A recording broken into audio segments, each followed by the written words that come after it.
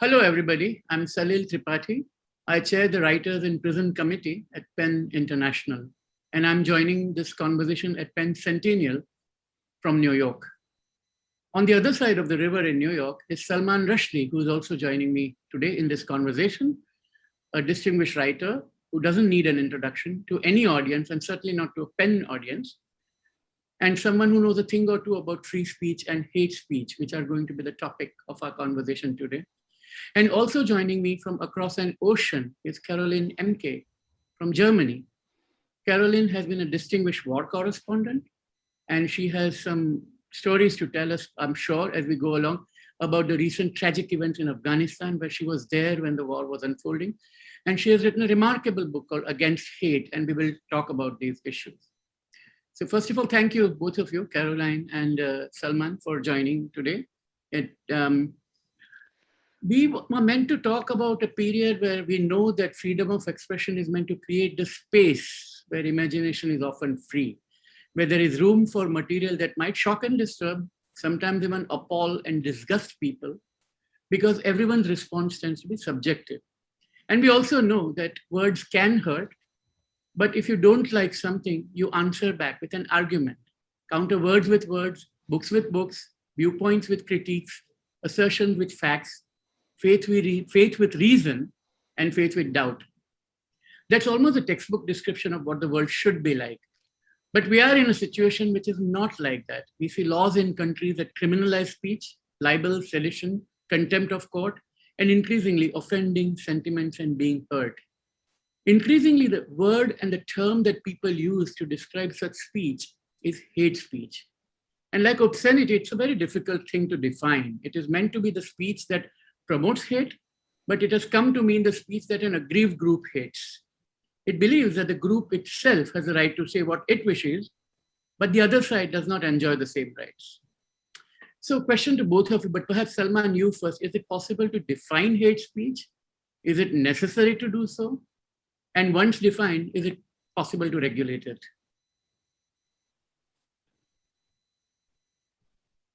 I think it's one of those things where we all know it when we hear it.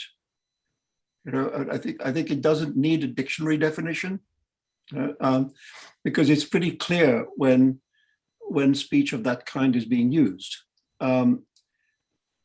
It's very hard to know about regulation. I mean, I've mostly been in my life on the side of little to no regulation, you know, or at least the argument is that if you wish to regulate speech in any way, you have to make a very, very good case for it.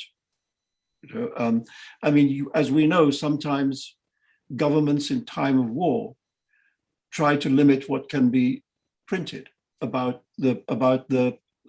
what's happening at the battlefront, and very often journalists have objected to that. For example, in the time of the Vietnam War, when the American government tried to prevent pictures of bodies of American soldiers being unloaded from planes in America, you know, and I think we're in a situation that is unparalleled, really, where hate speech has been weaponized by governments and political parties around the world, and it makes one, I think, have to rethink the question of whether regulation is necessary.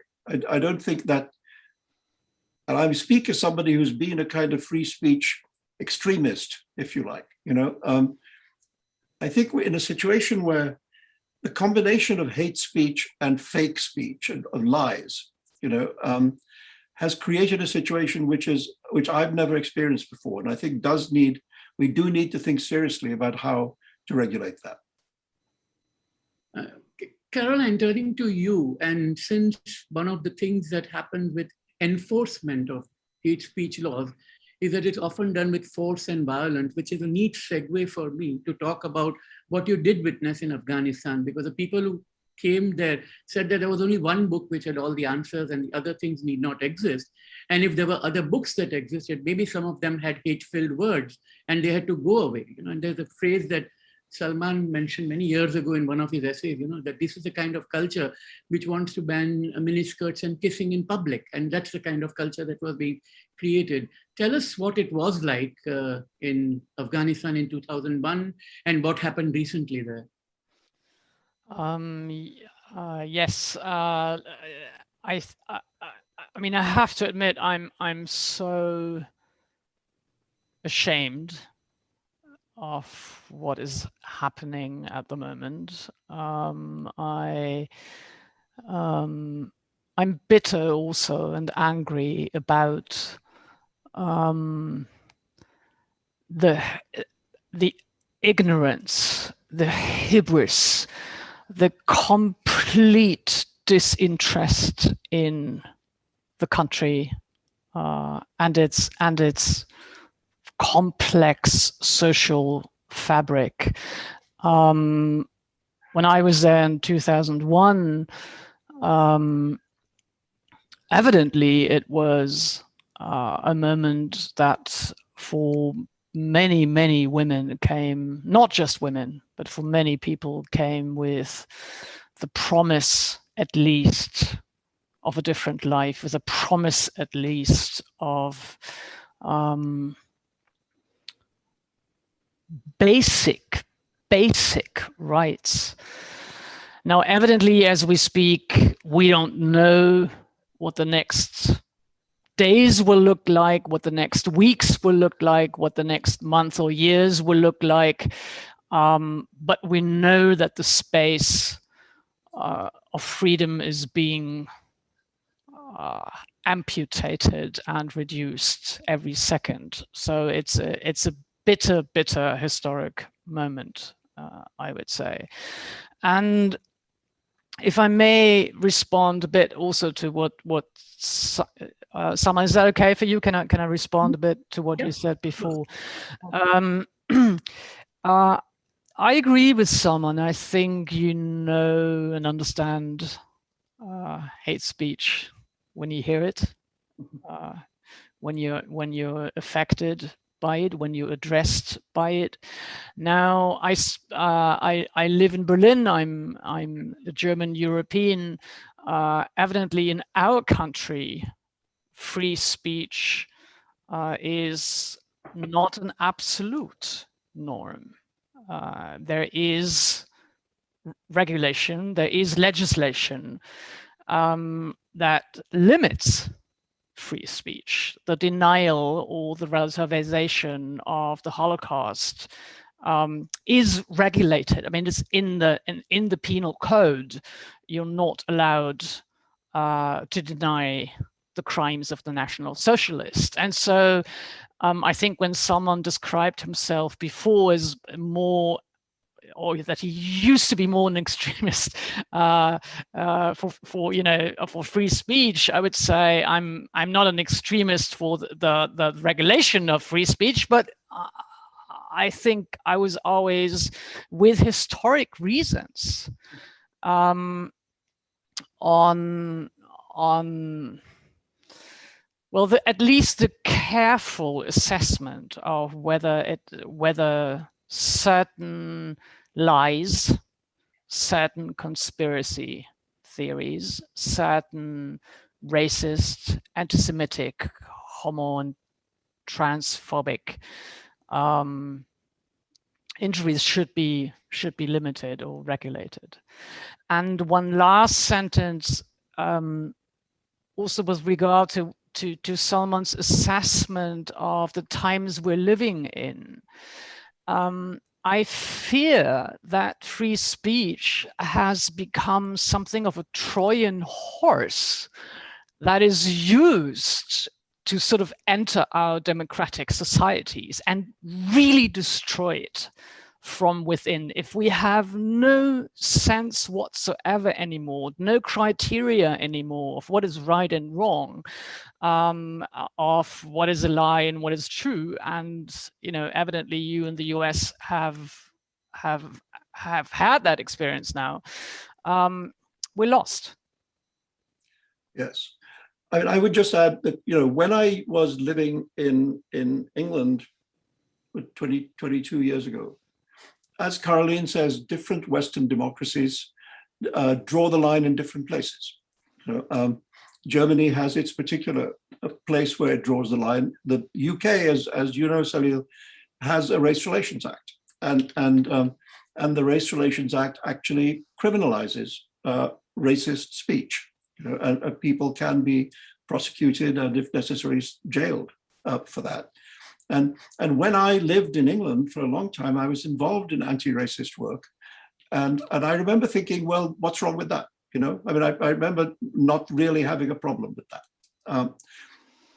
Once I moved to the United States and began to think very seriously about the First Amendment, I began to rethink and began to understand that the broader definition of free expression that the First Amendment allows was maybe preferable.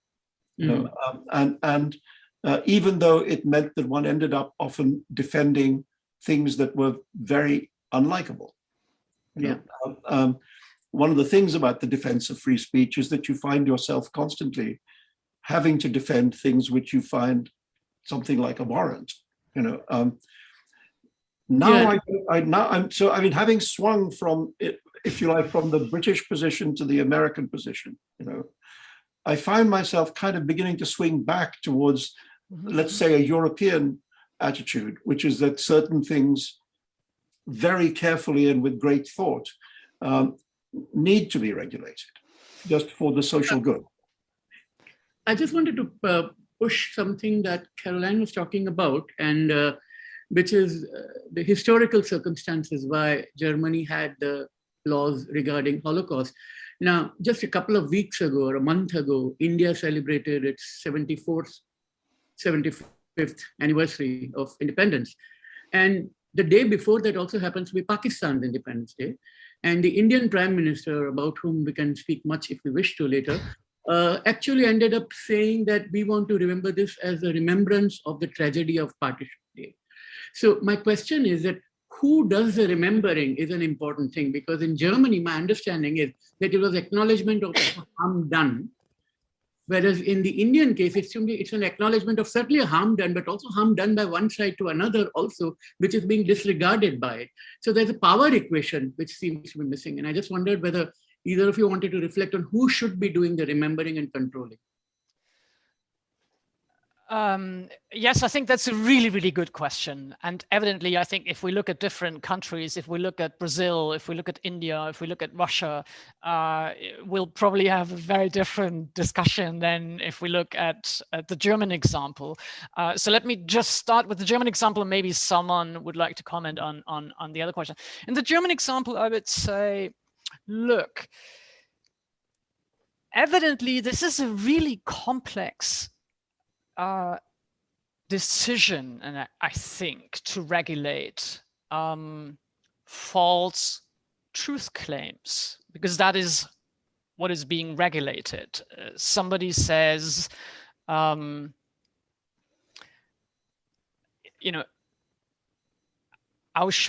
didn't exist. While saying that sentence, I'm marking it as a quotation. That is considered incitement. And of course, had you asked me, I think I'm very similar to Salman in that case. Had you asked me a couple of years ago, I would have said, oh, come on, let's trust the public sphere to actually argue for what are historical facts. And of course, these facts can be interpreted differently. They can be politicized, they can be instrumentalized, but somehow we assume that rationally and scientifically we can establish certain facts as facts. Now I have to admit, looking at the current status of the public sphere, I don't trust it anymore. That we have a public sphere that is open enough and controlled enough to establish historical facts. So that is not a response to the question regarding the power relation in such memorial cultures, but I think it all depends on our assessment of the texture of the public sphere that we're living at the moment? Yeah, my fear is that we've created a monster we cannot control, which is the new technology that exists for communication, which is colossally important, has remade the world. I mean, almost overnight, the invention of the hyperlink, followed by the invention of the World Wide Web, changed the world as we know it. And one of the problems in that world is that there is no editorial factor. Exactly. In every other kind of medium, whether it's a book or a newspaper or a television program, etc., there is an editorial factor. There is somebody judging the quality of what is said and agreeing to publish it or not to publish it. And nobody has ever thought of that as an infringement on free speech. It is simply that the media has reporting and opinion, but it also has editorializing. And we have now created a medium in which the role of the editor has been obliterated. Yes. If I can add something, I absolutely agree with you, but I would add that part of the problem, or what increased this catastrophe, is also the, I think, confusion of the mainstream television media, let's take them first, to present everything as if there was a pro and a con on every subject. I mean, I don't. If I watch CNN, there's hardly any proper reporting. It's all, pundits. It's all it's all commentators, and so I think there's a nihilistic attitude towards reality. I mean, there's an epistemic nihilism. I mean, it's people are made to believe that there are two opinions on each question, and they're not. There's not. So I think that is part. That added to this problem of a disconnect to reality. I don't know how that is in the US, but I've been, the past year, I went to a number of demonstrations of Corona denialists. And whoever I talked to was not referring to anything you and I would call journalism. The only references they have is Telegram or YouTube, but there's no reference to anything that we have as a society in common as journalism. And that is what someone referred to earlier as, these are social media that have no editorial regulation. And if I may add, that the people who are in charge of these gigantic entities, whether it's YouTube or Facebook or Google, or these are the new emperors of the world, and they very carefully refuse the role of course of editors, and they use the idea of freedom of expression to basically just defend an economic model. Yeah. And that economic model is very clear: to keep you glued on a particular site and keep going into the rabbit hole, keep clicking to a more extreme viewpoint, which just keeps you engaged, and therefore it helps with the advertising model and avoiding the editorial responsibility while keeping some kind of so-called code of conduct and service rules, which if you violate, you can be taken off. And the case of Donald Trump, the way in which I remember posting a photograph of Picasso's Guernica on Facebook. Somebody unknown to me objected to it, and Facebook took it down. Then I protested, and it was quite quickly restored. But this is the world we live in which anonymous whispers, Yeah. Can have more influence than anything in public. And yeah, and it's algorithm dictated. So if a contrived campaign starts with 4,000, 5,000, 10,000 people writing and saying that Salman Rushdie has put up this picture which is offensive for this and that reason, the bot will decide, and that will be the outcome. And that is the abdication of responsibility and the absence of human supervision, which is what brings me to the question I wanted to come to, which is is it possible even to ever regulate hate speech meaningfully? And if we don't trust the governments, and if we don't trust the companies, who shall we trust? Well, in Germany, we do have actually an attempt to regulate. We have something that I think is called the Facebook law. In German, it's called the Netzwerkdurchsuchungsgesetz, which basically tries to have these monopolies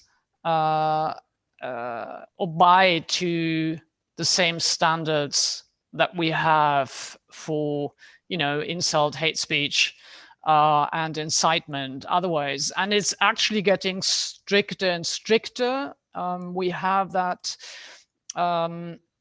We have it now already, the law, and it's trying to basically oblige the companies to not just delete the content that is considered hate crime or an incitement, but actually also to inform the authorities. Now, that is a German legislation. I assume in the US that would be less likely, but but I do think it's necessary. I think one has to distinguish here, and this is the hard part, I think, between, on the one hand, hate speech and falsehood. Sure. Obvious falsehood. And on the other hand, speech with which we disagree. Absolutely. And we have to somehow find that line, how to make that journey between, on the one hand, what is really unacceptable in a free society, which is an attempt to destroy the foundations of the free society. Because where there is no agreement about truth, it's very easy for a dictator to arise and say, I am the truth. And that has happened in history many times. And this was actually what Trump was trying to do. What he continues to try to do, I would say, or the Republican Party continues to try to do. Because if you erode people's belief in the truth, you make possible these what Gramsci would have called morbid symptoms. But on the other hand, if we go too far down that road, then we just start preventing people from speaking that we don't agree with. Sure. And how do you square that circle? That's the question. No, sure, I absolutely agree. I would say, of course, there's a danger that we, when confronted with these authoritarian, fascist, denial movements, that who are always also anti-scientific, anti-modern, anti-enlightenment, that we somehow, in opposition to them, come up with a too simplistic concept of truth or science. I think that's the danger. So I think evidently as writers, we're always in favor of pluralizing. Yes. Of creating doubt, of strengthening doubt. And so there's a danger of us sort of suddenly becoming orthodox defenders of a simplistic understanding of truth or reality. I mean, that is evidently a side we don't want to, we don't want to go there. And yet, if we look at the situation in the US, if we look at how it's possible to deny the outcome of an election. That is subverting the the core of democracy, and to see that continue, to see that there is a difficulty to establish just a commission to research the events of January. I have to admit that scares the shit out of me. It's terrifying, and it has the long-term effect of damaging the democracy of this country very, very gravely. And I mean, one thing I wanted to say about what we've been saying about these new media and their monopoly power, is that in a way it makes me think of, in China, the move from communism to a kind of monopoly capitalism. It was in advance of all of us over here, and we now have a kind of monopoly capitalism system controlling information, and the danger is there. So it may be that this question about whether these organizations need to be broken up, is a really serious question. It may be that they are too big to be democratic, especially when they use the language of free speech to abdicate responsibility. I agree. I mean, I would say we have to actually dismantle. I mean, I think they have to be dismantled. And to put it differently, I would say, if we want democracies to survive, we need to think about the distribution of knowledge. Because at the moment, the distribution of information or disinformation is in the hand of these monopolies, and they don't have an interest in distributing knowledge. They really have no economic interest, and we need to organize distribution of knowledge and information, or we are, or we're lost. Yeah. I agree 100% with that. I mean, I think that the question of free expression and hate speech, etc., these are all, if you like, subsidiary aspects of this control of information. That in a way we already live in a non-democratic state. I mean, we live, even the Western democracies now, we live in states where information is controlled, which is exactly what we used to say about the Soviet Union, or other countries which were overtly anti-democratic. We already are living in an anti-democratic world, where what you were saying, Salil, about who gets to decide. The number of people who get to decide, you can count on the fingers of one hand now. Well, it's algorithms. I mean, it's not even identifiable personnel, but it's an algorithm. Yeah. And the other problem that I see that, we say that we are in an anti-democratic situation, but we have reached there and are being led by people who are by and large, at least in some way, democratically been elected, whether it is Viktor Orban or whether it is Erdogan in Turkey, Narendra Modi in India, Bolsonaro in Brazil, Duterte in the Philippines. All these individuals have won election. Now, how free and fair they were, we can always have a long discussion about that. And I think that's the question, and which is why, in a way, what happened in the US in 2020 was interesting, that it was somewhat averted, that someone who was winning in this streak and it was broken. But whether it's a flash in the pan or whether it's a rule is a different issue. Well, I think there were two things about the American election. One is that it was absolutely a fair election.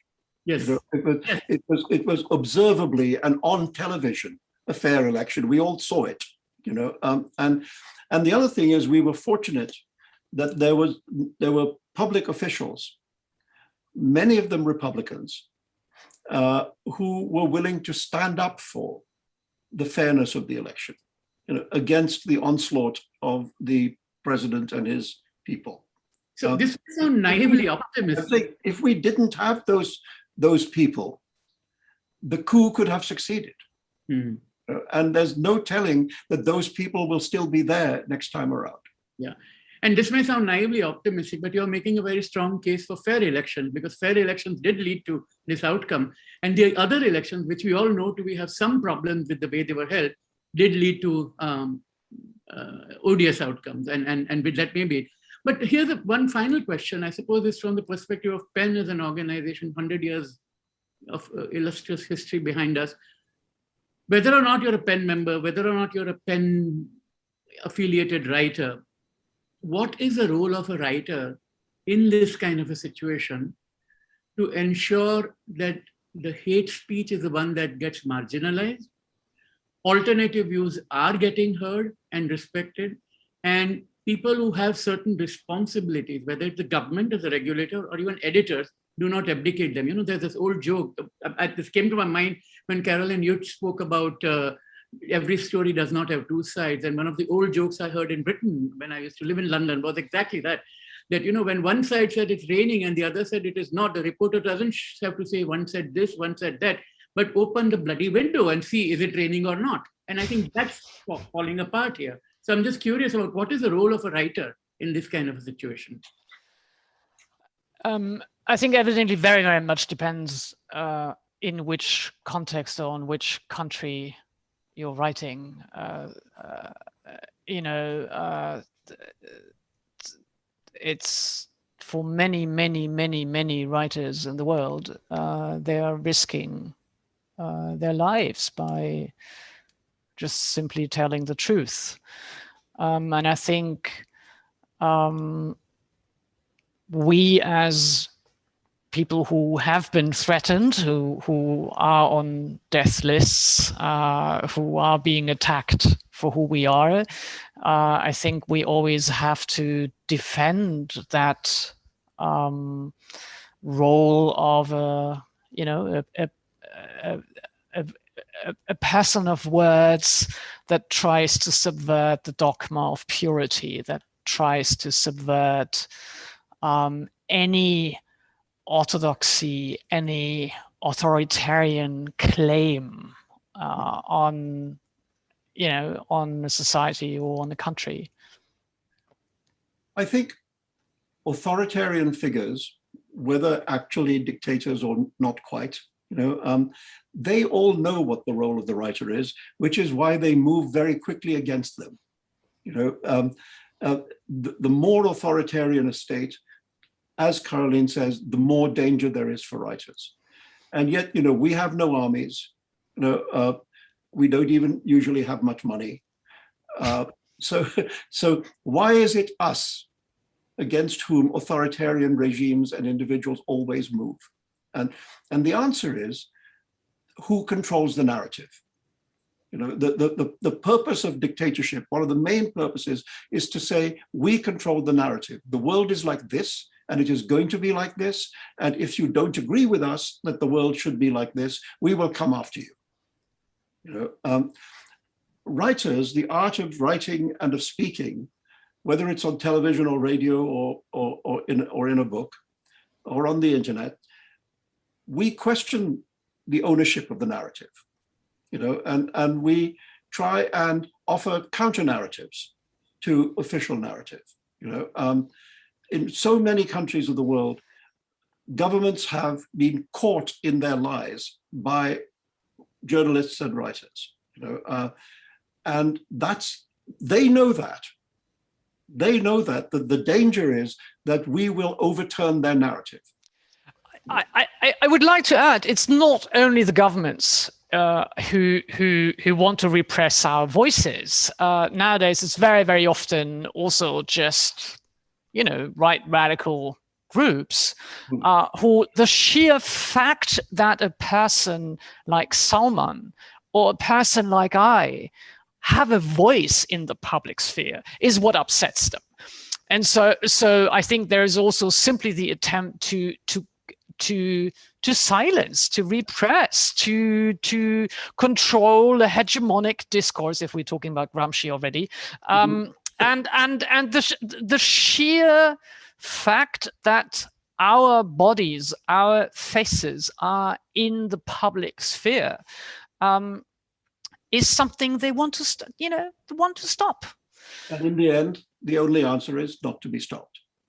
The only answer is not to be stopped. And if one looks back a little bit, we can see how writers have suffered under authoritarianism. We can see that the life of Mandelstam was destroyed by Stalin, and yet the poetry of Mandelstam has outlived the Soviet Union. The life of Lorca was destroyed by the Spanish Falange, and yet the poetry of Lorca has outlived the Falange. This is what we can do, and this is what we have to do. Yeah, we have to stand against the tide, and we have to be against hate, to borrow your words, Carolin, and Salman, in your case, it's a simple question of remembering what the poet Baal says in Satanic Verses, to stop the world from going to sleep. And that's what we have to do, and swim in the sea of stories. So thank you, both of you, very much indeed. Thank you. Thank you. Thanks very much.